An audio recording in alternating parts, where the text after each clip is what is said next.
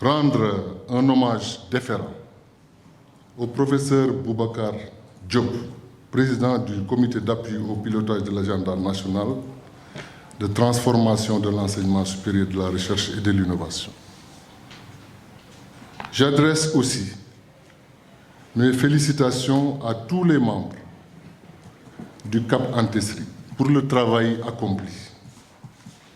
Je voudrais vous remercier, avec tous les acteurs, d'avoir participé à cette réflexion qui, au bout de 8 mois, a permis de produire ce rapport que vous partagez aujourd'hui avec les principaux acteurs et personnalités ici présents de l'enseignement supérieur, de la recherche et de l'innovation. Je suis persuadé de la bonne foi de tous pour apporter vos suggestions en vue de la consolidation de cet important rapport qui, après, sera remis à son Excellence, Monsieur le Président de la République. Le diagnostic, c'est que, bien entendu, ce qui a été fait de bien n'a pas été généralisé, n'a pas atteint un seuil critique. Ça, d'abord, c'est un constat.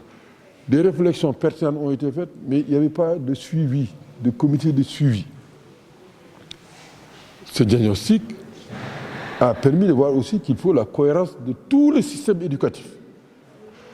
Donc, avant même qu'on le mette en œuvre, vous avez constaté vous-même qu'il y a aujourd'hui au Sénégal un discours qui commence à changer, à être beaucoup plus cohérent, depuis le préscolaire jusqu'au niveau de l'enseignement supérieur. Donc voilà, et c'est ça qui est dans le document et qui montre qu'il ne faut pas désespérer, qu'il faut se dire qu'on peut transformer notre système d'enseignement supérieur mieux.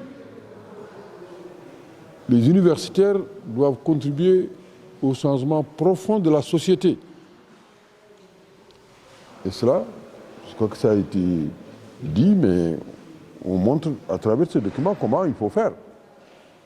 Parce qu'on a parlé de la nécessité de traduire le résumé dans toutes les langues nationales codifiées pour que chaque Sénégalais qui le souhaite soit informé et qu'il puisse donner son point de vue sur toutes les questions que vous avez entendues. Les Sénégalais ont leur point de vue. On est venu là ce matin pour présenter un pré-rapport de l'agenda national de transformation de l'enseignement supérieur, de la recherche et de l'innovation. Et pour vous faire un peu l'historique, c'est depuis le mois d'août 2024 que Son Excellence, le Président de la République, a instruit le ministère de l'Enseignement supérieur, de la Recherche et de l'Innovation, sous la direction du Premier ministre, de conduire une réflexion inclusive de refondation de notre système d'enseignement supérieur, de recherche et d'innovation.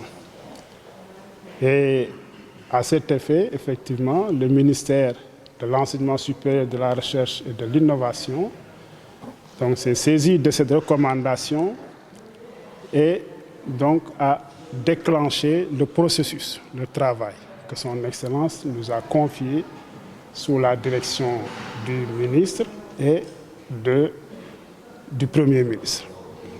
Et le Président de la République a mis en place un comité qui s'appelle CAP Antesri, comité d'appui au pilotage de l'agenda national de transformation de l'enseignement supérieur, de la recherche et de l'innovation, dont il a confié la présidence au professeur Boubacar Diop dit Bouba, qui est un universitaire de renommée, reconnu pour qu'il coordonne les travaux de ce comité.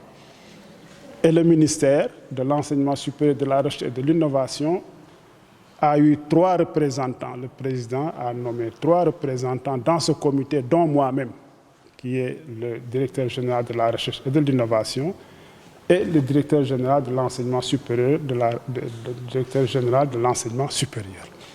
Pendant 8 mois, le comité a exploité ce travail. Nous avons réfléchi, nous avons travaillé, nous avons mené des enquêtes. Et au bout de ces 8 mois, aujourd'hui, nous sommes arrivés à ce qu'on appelle un pré-rapport qui a fini avec 80 recommandations.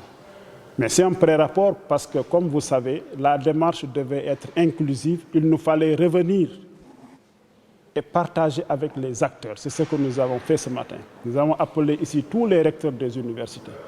Nous avons appelé les représentants des étudiants. Nous avons appelé les membres des CROUS, des universitaires. Nous avons appelé les syndicats d'enseignants, les syndicats de PATS, pour leur dire voici le pré-rapport et nous voulons recueillir leur avis avant de le consolider et de le transmettre à son Excellence le Président de la République.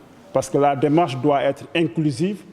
On ne transmet pas directement le rapport sans recueillir. C'est pour ça que ce matin, nous sommes là, à peu près une 60aine de personnes, des acteurs principaux de ce périmètre de l'écosystème.